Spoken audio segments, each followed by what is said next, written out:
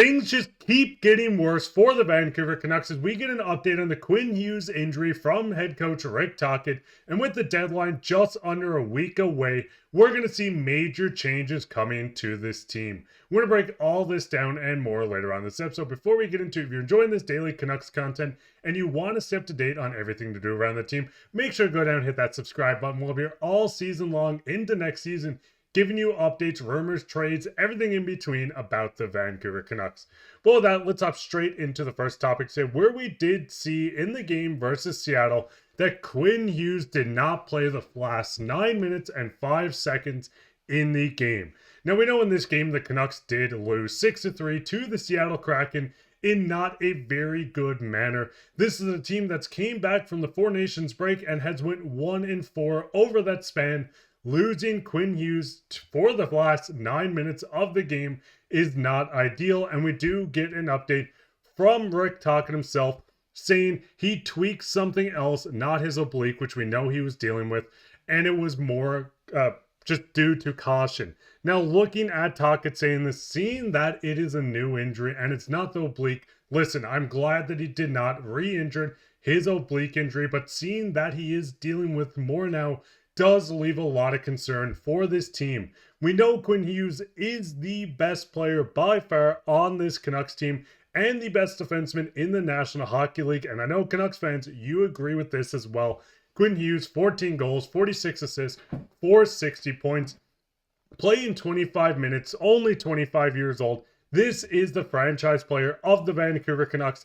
Seeing him go down with a new injury that's not the oblique is a little stressful. Now, Rick Tocchet did continue on speaking about Quinn Hughes and injury, saying kind of a maintenance day today, and we'll see how he is tomorrow, Monday, and go from there. It's a day off, and we'll see if he gets into Tuesday's practice. Now, seeing that the Canucks are not ruling him out right away is a good sign, but we do know with this Canucks team that they really do like to keep everything a little hush-hush when it comes to injuries and rumors around this team.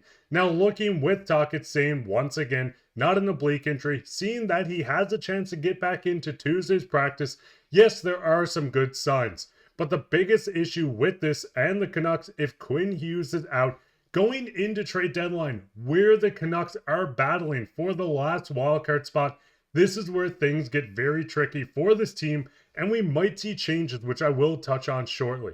Now, looking at this, we do see, once again, going into next game, this was from practice today, on Sunday, March 2nd, with the Canucks, they had changed the lines up a tiny bit. We do see on defense, DPD, Hronek, Elias Pettersson, Tyler Myers, Derek Forbort, and Susie with Mancini as the extra, so no Quinn Hughes. Seeing the lineup, it does look a little strange, and I still very much do believe the Canucks need a new top 6 center or winger to add to this team if they want to seriously compete this year.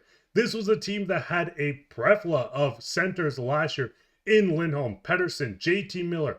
They were deep on the center position. Nothing wrong with Hedel or Suter or Bluger, but with this team, they truly need that number 2 center or number 1 center if they want to go fetch it to be a competent and competitive team in this Stanley Cup playoffs if they do end up making it. Now, talking about how they've been playing, we do see Kevin go on to Sportsnet and talk about Vancouver.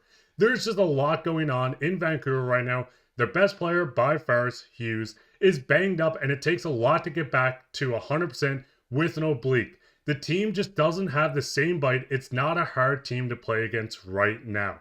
Now, this is not what you want to see. People, former players, former legends of this team going out and saying how he feels watching this Canucks team. As we know, with Quinn Hughes out of this lineup, it does get a little shaky. Quinn Hughes, and listen, DPD has been awesome. We see Elias Pettersson looking incredible on this team. Hronek, Myers, these guys have been holding it down. But if the Canucks are without Hughes for a big stretch, especially going into deadline, I don't know how the Canucks management looks at this team and says, hey, we think we can jump out of a wildcard spot straight into the standings, especially with how people are viewing. I mean, as the viewers ourselves, we've seen how frustrating this team has been.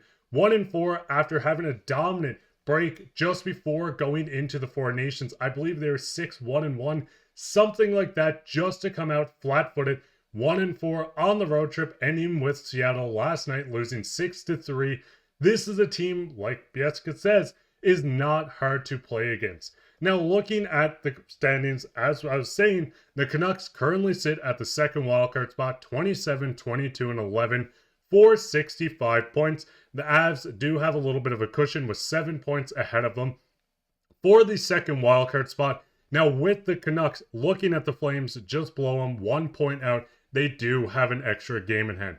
The St. Louis Blues at 1 point out do have one less game to play, but Utah is a team that we've seen the Canucks play as well, just 1 point behind, so 2 points behind. The Ducks aren't going to catch up, and the teams below it aren't going to catch up. But looking at the Canucks with 3 other teams biting at their heels to get into this final wildcard spot, it's going to get very tricky to figure out where the Canucks really go from here.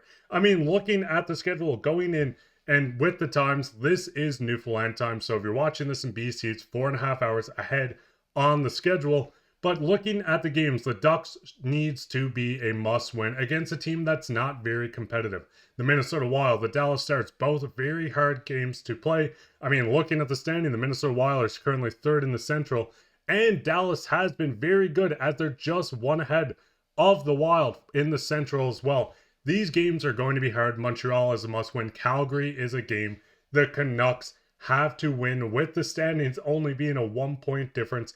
This is a must-win in my opinion, but looking at this, these come after the trade deadline. Chicago's a must-win, Utah's a must-win, Winnipeg's going to be a very tough matchup as they're the top team in the NHL this season, St. Louis, New York, New Jersey. This schedule does not get easier for the Canucks, especially once they pass the NHL trade deadline. And looking at the roster, this is a team that has guys that are going to be UFAs. Pius Suter and Brock Boeser headline the forward group as UFAs going into this offseason. Both of the names have been floated around in potential contracts or potential rumors in being moved. We know teams are calling on Brock Boeser, so it's going to be interesting where Patrik Allvin goes with this trade deadline on Friday when it comes to his UFA forwards.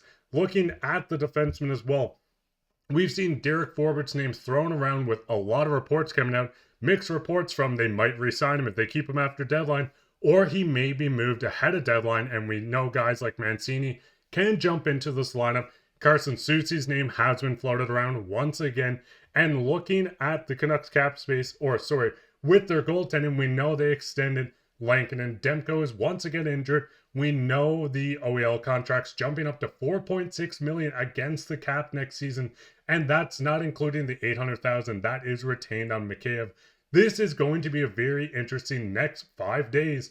What's your guys' thoughts? Where do you think the Canucks go? Do you think they can go out on a positive win streak between today and the 24th when they face the Devils? What do you think the Canucks do at trade deadline? Would you rather see them moved? If Quinn Hughes is 100% healthy, would you go out and buy, maybe to make a push to get out of this wildcard spot and try to compete in the playoffs?